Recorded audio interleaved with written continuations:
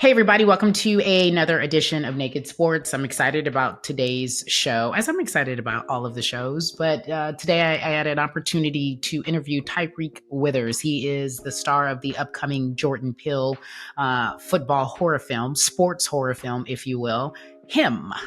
You may have seen it, Marlon Wayans. I know you've seen all the previews. They're out and about, and they're doing a press blast. So we had an opportunity to sit and talk with him about sports, his favorite GOATs, this being his very first big role, how he was chosen for this film, how he was super excited. And I appreciated his honesty. And in short, if I had to talk about the film or just what I thought was a central point, it's about be careful when you meet your idols, because your idols can soon then be your rivals. So tread lightly. And I think that everybody's experienced that. I've met some of my idols and thought, ooh, let me tread lightly. And I'm sure people have idolized me or liked me. I want to say idolized, liked me and thought, ooh, let me tread lightly. This isn't, I'm too close to her. I'm starting to see how human she is. And that is what we talk about. Being human when you have been put on a pedestal. Being human when you want to be on a pedestal. All of those things are very interesting to me. But before we get into that, I would be lying if I didn't tell you I'm pretty sad about what's going on in our world today. I have shared a lot of my personal life with you all, but professionally as well, I'm really sad about the world that we are living in, and I think the two go together. Oftentimes I've been told just to stick to sports when I try to talk about politics, and I don't believe that is my calling. I wish it was. I wish I could just put my head down and ignore what's happening in our world today, but I cannot. And so yesterday, when the video of Charlie Kirk, the conservative podcaster, advocate, if you will, whatever title you'd like to give him, when the video of him being shot and obviously murdered on a college campus went viral, I thought to myself, we are in bad times for various reasons. One, it was horrible to see. And the fact that we can log on in today's times and watch it over and over again, to me, talks about our lack of empathy for one's family, our need to feel entitled to see death, which is also horrible. I don't think anybody who's ever dealt with death should witness it just as casually as we can. And then the bigger issue for me was how, in fact, people immediately divided and went from one side to the other. I know we can't help but politicize this death because of who he was as a conservative and his views as a conservative and this current administration. And now we're hearing horrible things. HBCUs are under attack. They've been getting threatening messages about coming on campus and doing damage. We've been hearing people to say this is an attack from the left. Liberals really are attacking us. You can't be a conservative in today's age. We're being attacked. And all I would suggest is caution. I would suggest that we all tread lightly before we pick one side. And the only reason why I say that is because just mere months ago, back in June, two Democratic leaders were shot and killed in their homes. We're in scary times when people are dying for what they believe in. History always repeats itself. This is not unfamiliar in the United States. But what is also not familiar is the ability to watch this in real time, and anybody can weigh in and have an opinion and can rile up the troops and say, they are against us. Let's go have at it. We cannot have a mob mentality, and we do have a mob mentality on both sides. And that's what scares me about Charlie Kirk being murdered yesterday. That mob mentality never wins, and we are in scary times. We aren't entering scary times, we are in scary times. And if we have that mindset and we are aware that we cannot give in to mob mentality, my prayer is that we can change the world. That's my prayer. That's what I would hope. And there are some people who disagree with me, and I understand that. But I need you to understand what happened yesterday is setting the tone for what will happen in the coming days and weeks. And I pray that we all find some sort of middle ground here, because us versus them will only end up in chaos and destruction. And so I hope that we take the time to take a beat and understand where we are. You make those decisions. The choice is yours. But it was really sad to see what happened yesterday. And then right after that happened, there was a school shooting where 3 or 4 kids were injured. We couldn't even talk about that because we were so consumed with Charlie Kirk. We got a problem, y'all. And it's times like this where we need an escape. And I'm going to do a hard turn right here. A hard turn. Escape can be friends, family, fun, entertainment. And here's my hard turn. It is the escape of this all with this interview that I had today. Because it really, and this interview will take you guys out of your downward spiral. If you're in one, it'll take you out of a bad mood. It is a story, a real life story of a young actor who got a big break. And he is in an incredible film with an incredible cast and a huge following. Anybody who loves Get Out, Jordan Peele's films will be locked in. The cinematography, the music, the acting, all of it, amazing. It is a dream come true. Tyreek is virtually unheard of. He was in one episode of Atlanta, the TV show, and they found him from that one episode of Atlanta. Literally a needle in a haystack. This is another example of dreams do come true. Dreams can come true. I hope you all still believe and still dream. I'm a big believer in that, especially in times like this. Still dream, still have hope. Try not to be discouraged. I know it's hard. But this particular moment in time, I'm happy that I had an opportunity to interview Tyriq Withers, star of Him. Sit back, relax, and enjoy this episode of Naked Sports.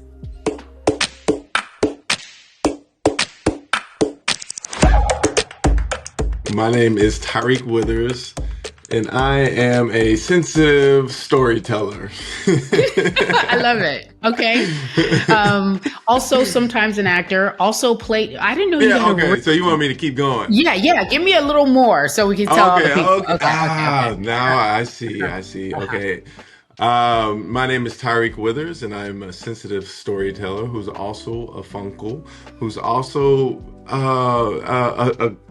a former football player, a former soccer player, a current Ronaldinho lover, a Randy Moss enthusiast, a cool intellect, I think, because I went to college. I think that covers all the bases. That's good. You do it all. I've never done Renaissance that before. Man. Yeah, no, it's fun because usually people don't like to brag on themselves or talk about themselves. So it forces you to say things that you are creative and good at without bragging. So now all I'm worried about is my nephew telling me I'm not fun. So I don't think he'll say that. I don't know about that one. So you, I no pressure. Him. This film for me, I think, will live at the intersection of what many athletes would like to talk about, the ups and the downs of being an athlete at its most extreme level. Tell me about the project and how you were the chosen one for this particular project. How did Tyreek become him? Okay, so I'll talk about the process to get in the role, and then I'll talk about what I feel like this project means for me. So I grew up playing sports, and I played on a winning Division I college football team at Florida State, and so I have a little background in football. But I think they were casting this process. But they couldn't find somebody who had the American football intellect, or like the cadence, the swagger of a football player who could throw a football. So, I was in Montenegro shooting a film, and then they reached out to my team saying they wanted to meet. The time zones were different. So, I was meeting at like 2 a.m. after a 13-hour workday to talk about this script, and I got to read the script, and I was obsessed with the script, the themes. We were on the conversation, on multiple conversations for like hours, and they were like, can you throw a football? And I was like, I did what every actor does, like, yeah, I can throw a football. What you mean? And then they were like, let me see. So they had me record throwing a football. So you know how hard it is to get an American football in Montenegro? It took a week. I don't. It sounds difficult. It is difficult.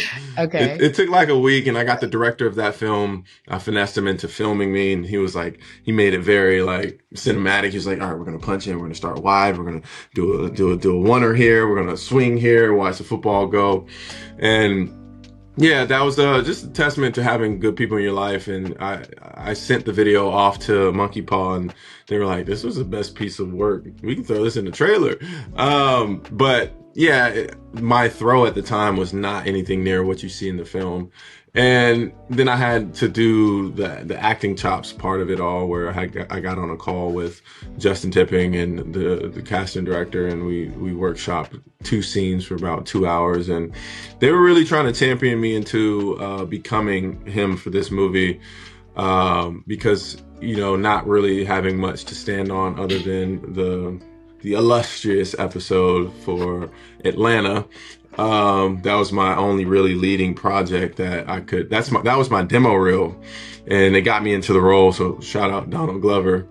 But yeah, and then couple days later, I ended up getting the role. They gaslit me a little bit. They said, you got one more audition, and got on the call. And then this one, Jordan Peele got on the call. And they were like, do you know Jordan Peele? I was like, do I know Jordan Peele? Like, what? I knew something was up. I was like, he wouldn't be on this call to tell me I didn't get the role. So mid improv audition with Justin Tipping, he yells out, you got the part. And I blacked out, camera knocked over. I had to picture this set up on the floor. Like, I was like, I'm sorry, I'm picking up. I was crying at one point. I was like, I lost all aura. Yeah, you were like, I can't be cool no more. I just can't. Yeah, and you shouldn't be, by the way. Yeah, exactly. So, but yeah, I think this whole journey, reading the script, and why I'm drawn to this movie is because I think as spectators, as audience members, we look at athletes, Black athletes, and we forget they're human beings, right? And I think that's one thing I want people to take away from this film is, it is okay to cry. It is okay to have anxiety attacks. It is okay to take a second to nurture your body if you aren't able to keep moving forward. And I think it's to shine a light on anybody chasing greatness and what it takes to sacrifice to get there. And I think this movie's bigger than football. It's more than football. It's more than sports. It's the pursuit of greatness. And I think, that journey can look so many different ways, where if you want to be a surgeon, if you want to be the greatest trumpet player, I think you feel like you have to put your body and your mind through certain rigorous activities to get there. But I think there's a healthy balance, and it is okay to feel those emotions. It is okay to cry. It is okay to feel the human experience, because a lot of these athletes, they perform on the field and they have probably seconds or millimeters to prove themselves from good to great, theoretically. But it's much deeper than that. I think it's life is important, where are you a great dad? Are you a great son? Are you a great uncle? Are you a great person? And the value at the end of the road isn't the only thing. I think the full life experiences is what is important, and I think that's what drew me to this film. Well, you mentioned a lot in that, and so Yeah. I'm gonna piece out a few things that I Yeah, think are yeah. pretty extraordinary. I think it's extraordinary while you make fun of the fact that you were on the team in Florida State from 2016 to 2017. Shout out to Yeah. Jimbo Fisher. Jimbo. Yes, you played ball, but you're like, I really didn't play. Like but Yeah. you were still around the atmosphere of a Yeah. championship level team. Yeah. I'd rather not get time on a championship team any day of the year than be on a great team or okay team and play all day long. Yeah. Yeah. What did that do for you in terms of the mentality and the mindset of going into making him? Because it is important, and every athlete will watch this and say, can he really throw? Does this look authentic? Which I thought why it was really smart for Jordan to say, we need somebody who can actually throw the ball. You know what I mean? And so what do you think that you provide in terms of authenticity for this particular role, having been around that mindset in college? Yeah, I think I make the joke all the time. I didn't play, but I didn't play on game day. But I think the cool thing about playing on a team like that is I'm going up against the ones and twos every practice. Like that intimidation, that when you have to block the current day highest paid defensive end in the league. You know what I'm saying? Like Brian Burns was on our team. You had DeMarcus Walker. And I'm like 17, 18, just turned 18. I'm like, I'm the weakest on the team. Bird, chest central over here. Like, but you were there. But I was there and I was performing. I always made the joke, like, I scored more points than all the teams we played. So, Good. Yeah, like I wonder if we can pull up the highlight tape from practice or from the You scout should bring team. that. You should. You don't. I'm not going to poo-poo that. That's a big deal. I understand. I don't want you to poo-poo that. And that arguably made it look authentic. But then you went to, from my understanding, you correct me if I'm wrong, you went to camp. You worked in Arizona with Carson Palmer's brother Jordan, who has his own football camp. Did that change anything for you? Yeah, his camp was actually in Orange County, so Orange County. Yeah, so it was a little more accessible. So yeah, that changed so much for me. Where like if you look at my throw at the beginning of this casting process, it was because I played wide receiver, and so I thought it was going to be an easy transition. I can make it look like I can throw a football. I know the mechanics, but I think my level of integrity I wanted to bring to this film, I wanted to make it look authentic as possible. And shout out to Monkey Paw for really getting me in the mix with Jordan Palmer. And that I learned right away. When you're training alongside Joe Milton, Josh Allen popped in for a little bit. You're like, I know nothing. That's crazy. I know nothing, but that's I know crazy. Nothing. And you see Joe Milton just casually throw 80 yards. Yeah, you're over here like, I'm trying to get a spiral. I'm trying to just figure it out.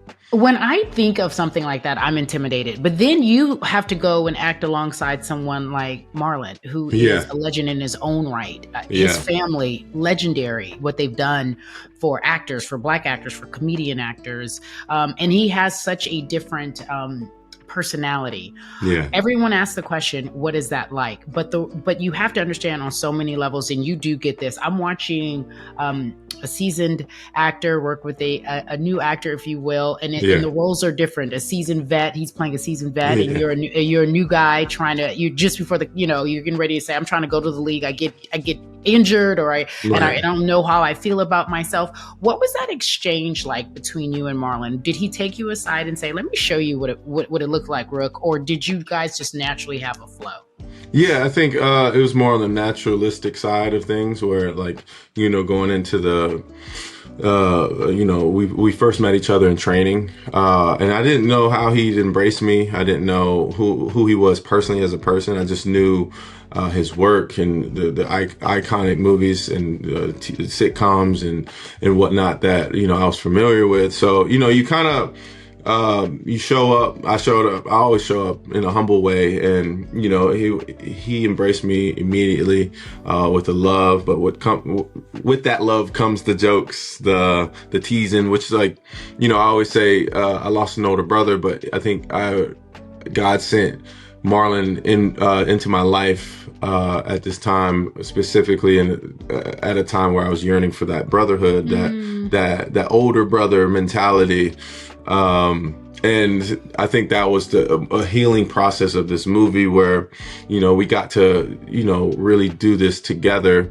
And I just learned so much from him where, like a newer actor, I hold on to things tight. I obsess over it, and I need to like prove myself. And then he just taught me the freedom of it all, where can you approach a scene and like not care what anybody thinks, and I think that was a cool thing where like you didn't know what you'd get on any take. And I think that was the beauty of my reacting and being a vessel for the audience, to feel that the psychological warfare. And it's just like there's many times I broke because you don't know what he's gonna say. He broke the crew laughs. The crew laughs. Yeah, I learned so much. And another thing he taught me is save your money. And I'm like, what money? What money? I have none. What money? I have $0. I have zero. I have student loans. So anytime we go out to dinner, I'm like, you got this? You got this, Marlon? And he's like, yeah, I got it. So yeah, he's always showing love. I love that. Okay, so then no pressure. You have the Jordan Peele of it all. And what I love about what he's doing is bringing in fairly new talent behind the scenes as well in front of the camera, you know, to try something different. I love the idea of looking at finding new talent. So you have Justin Tipping. Tell me about what it was like to work with someone who, so you talk about yourself not really having a serious long resume. Someone could say the same for him to have such an important film. What was that relationship like?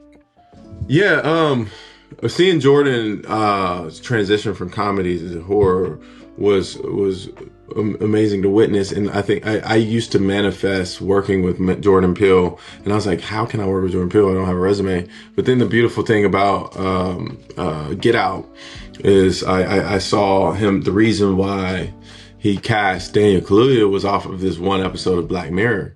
And then I was like, I might be able to, get in there with Jordan Peele, although Daniel Kaluuya was working before that as well. But like, I think Jordan Peele, his risk-taking abilities saw for me like early on. And yeah, it's just cool to be in the mix when, yes, he took a chance on me, but also seeing like the level of work that he's done before, you're like, oh, he has taste. So it's like reassuring that you're like, oh, if he has taste, then I can do this and I will do this. And he's seen the work and he knows I can bring this story to life. And yeah, I think that's the undertone of this movie, where it's like the underdog story, where you take me, who I haven't had the longest resume, and you put me in a leading role, and you take Marlon and you subvert the audience's expectations for a really grounded, dramatic performance that's baked in comedy for Marlon. And Justin Tipping, he did his feature Kicks, but went into TV. Now he came out of the cage, and Kira Kelly, she really did her thing with the cinematography, and like it's an underdog story where everyone kind of got let out the cage and got to really come together and bounce off of each other's creativity. But yeah, it's definitely a dream come true. It is definitely a dream come true. And you talk about, and I'll use the word validation. Some people don't like it. It's not so much that you need a validation, but it's good to see that someone like Jordan Peele sees you and understands you and uses, I think, a successful recipe to finding, quote unquote, new actors. I mean, obviously, everyone's a 10-year overnight success, right? You've been doing it for a while, but someone will say you're an overnight success. Yeah. You find yourself, without giving away anything to the film for the folks who are listening, I think that when we hear Jordan Peele is behind a film, we think Get Out, obviously, and we think it's going to be different. Yeah. So you have a benefit of the doubt. When people sit down and watch this, they're going in thinking this is going to be different. I'm not going to know right away what it is. As you watch this film back, first of all, I hate watching myself on anything. As you watch this film back, what are you thinking? Are you super critiquing yourself? Are you thinking the film is amazing and you can't wait for everyone to see it? Because I do believe you have something special here. And then are you like, oh, I want to go back and do this. I wish they would have picked something else. I didn't like that shot. I want this shot. Or how are you watching this without feeling like I'm freaking out? Spiral. You just spiral. You're like everybody else did amazing. You're like, do I have like self-dysmorphia? Like, why was I, but you just kind of trust. It's a level of trust you take and hold. And like, yeah, it's a whole, this acting has taught me so much where you like, from booking and auditioning, the patience, the commitment, the dedication it takes to do that. But then now you have to watch and really take in the work, and I think, it is a stressful situation where like it is intimate and I haven't gotten to watch it with a audience. And I think that's intimidating in and of itself. So yeah, I think there's always scenes like, I should have said this, I should have said that, I should have, but like at the end of the day, I think I always say it was exactly what it needed to be. And you got me at that point in my life where what came forth was necessary. And I always, before I go into a scene or a take, I always ask God to use me as a vessel and shine his light through me. And I think exactly what needed to be was what you see. And I think the best version of that movie was me at that time in my life. And if I were to go back and redo something, it won't be as authentic. It won't be as real. So it's a constant walk mentally where you're like, okay, I don't like me in that, but such and such who has never met me, doesn't even know who I am. They're not even thinking of that. They're invested in the story. And I think that's the testament to this movie is once you get on this roller coaster, you're scared to get on the roller coaster, but once you're on it, you're like, this is a ride. And then when you finish, you're like, oh, I want to ride that again. Yeah. And I think that's the beauty of this film too, is the layers. You can watch it one time for story. You can watch another time for the music. You can watch another time for cinematography. So good. You get those Easter eggs. So yeah, it's a process trying to watch your own art. Well, you said something, and this is just an old adage that everyone thinks: be careful when you meet your heroes because they become real people. But even also tread lightly. Yeah. That to me, I mean, that is universal. Anybody who meets their hero, a hero could be, I want to be an attorney and my favorite lawyer that I've been watching all my life. But in this particular movie, when you say, be careful when you meet your hero being Marlon Wayans, tread lightly. Yeah. What do you mean by that? In this film, so you see Cameron meet Isaiah White, the veteran of the league. But I think that's, for this story specifically, the purity of Cameron Cade is seen throughout, and you get to see somebody, I watched all your games, I watched when you got injured, like I love you so much, like can you teach me everything you know? But I think on the other side of that is somebody like I'm not, being in Isaiah's shoes, like it's not all fun for him. It's like, I've gone through this entire this journey to reach the top. I've been injured, I've lost, I've done this, I lost this, I sacrificed this time. And I think that's the duality. I think that's the duality of chasing greatness and the loneliness of it all. And you don't truly know a person's heart. So yeah, I would say, be careful on meeting your heroes, because if you do, tread lightly, because you don't really truly know that person's true intentions. Where in this film specifically, you see the idol become the rival, and then the idol has always felt like the rival. Yeah. That is real life. Do you understand me? Yeah. Like, I'm just saying that because you're speaking to my spirit. That's why this film was so great. Like, I'm like, yes, everyone has an idol, but literally that idol is really, truly still holding on. Yeah. And you are always the rival to your idol. That's why it's like tread lightly. I think of so many real life scenarios where that happened. And that's why I think whenever I meet anybody I've looked up to, I'm big on giving flowers. Because I just never want them to think, like, not saying they're thinking that or anything. You never know. You never know. So, but like, I'm be like, I've caught some people off guard, like, hey, yo, you know, at one of the lowest times of my life, like your work has spoke to me, or like I got to watch you play, and that was a moment that I hold dear to my heart. And I think it's a nice reminder to let those people know, like, oh, why are they a GOAT, you know? Yeah. Speaking of GOATs, before I let you go, I would be remiss if I did not ask you your top 5 GOATs. Like, I need a top 5 in football. I would be wrong, and I hope you are prepared for this question. I'm going to allow you.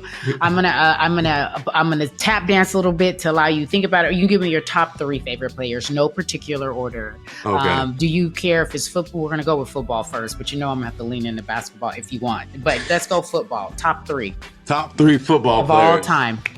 Of all times, goated. No pressure. All right. Okay, this is tough one. You have to throw Tom Brady in there. You gotta throw Tom Brady in there. You have to go. It's not Tom even a Brady. question. I'm thinking now. I'm gonna go. You have to throw Randy Moss in there. You gotta throw Randy Moss in there. You gotta throw Randy Moss in there. I'm a receivers guy. But let me see. I don't know statistics. I just know who I like a lot. That's it. It's the eye test. It's what I like and my eye see. So it's the eye test. I'm gonna say it, and y'all gonna get mad. I'm gonna say Fred Taylor, running back. When he played for the Jaguars, I loved Fred Taylor. He came to my school. I'm not even booing. No, Fred is, can I say something? All due respect. That is respectful. And it also means you know the game. Like, you put everybody in different positions. Tom Brady is GOATed, period. Yeah, you have not to. Not even a question. Yeah, Randy, no one's arguing with Randy. As a wideout, no one's going to argue with that at exactly. all. Done. And you can throw in somebody that's a personal favorite too, because GOATs are your personal GOAT. Fred Taylor came to my elementary school to talk to the students, and I'm like, that's one of the first instances with a professional football player. And I wasn't booing. I was like, ooh, like that's you went deep. You said boo. I wasn't booing. I was like, oh, you went deep. Like that is a personal favorite. That was a deep cut. So I was like, ooh, no booze, deep cut. Love I think like what it means to be a GOAT is like, who are you, like as a person, you know, but also as an athlete. You know, I think you can live in both worlds. And people were mad at me because they were like, I played this one challenge, and they were like, this or that. And then it was rappers and whatnot. And once Tyler the Creator came on, I was like, Tyler beat out everyone, because I'm like, who do you see yourself as? You know, he's everybody's bigger than music, but he's a director, a visionary. You know, he's a creator. He's a creator. He is exactly who he says he is. I think that's a cool conversation about GOAT. Some people will pull up the facts and be like, Randy Moss can't be a GOAT because he never got a ring. No. I'm like, well, no. I don't adhere to that. I have one more minute. You have top 3 in basketball, or shall I do top 3 in basketball? Can I say LeBron? No. Let me ask you a question. You like LeBron? I'm not for sure. Okay, great. LeBron. We you gotta go LeBron. No, I like LeBron. GOAT. Yeah, you have to see. Michael Jordan or LeBron? LeBron. Sorry. Kobe Bryant or LeBron? See, now you. Kobe. I have to say okay, Kobe. All right, good. This interview's over. That's all I was trying to do. This interview's done. So, I've done my work here. I've done my work here. Order, so nobody kills me. No specific order. Kobe, LeBron, Jordan. Kobe, LeBron, Jordan. No particular order. Okay. No order. Okay, so my order: Kobe, MJ, LeBron, and I'm okay with that.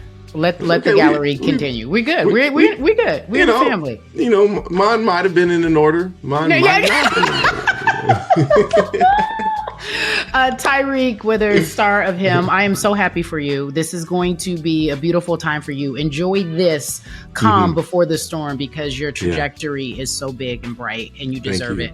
Your soul is in the right place. May God bless you and keep you.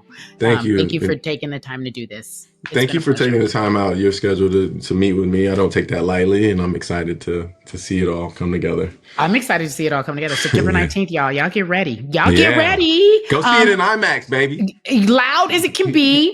Get the feel of it. Get scared, scream, watch, do all the things. Then go watch it again. And then go watch it again. And then buy it on streaming. There we did. We did it all. Okay. Yeah, we did it all.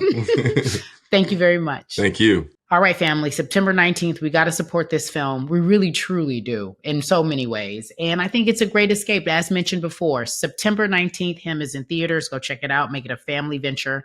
Enjoy it. When it comes to streaming, buy it. Support. I think you really will enjoy this particular film. Tyreek is special. That's a special young man. I'm so happy that I had an opportunity to interview him. And I'm so happy that he seemingly is deserving of this opportunity, because sometimes it's always good to see a good person win, right? It's always good to see a good person win, and he seems like a good person. I love you all for watching. I love you all for listening. And I love you all, period. Take care of yourselves. Hug someone that you love. Kiss your friends. Tell them they're the best. Stay in a state of gratefulness, because we need good people around us. Find, seek, search, look for those. In these uncertain times, we need to have some laughter, we need to have light, and most importantly, and above all, we need love. Thank y'all for listening to this edition of Naked Sports.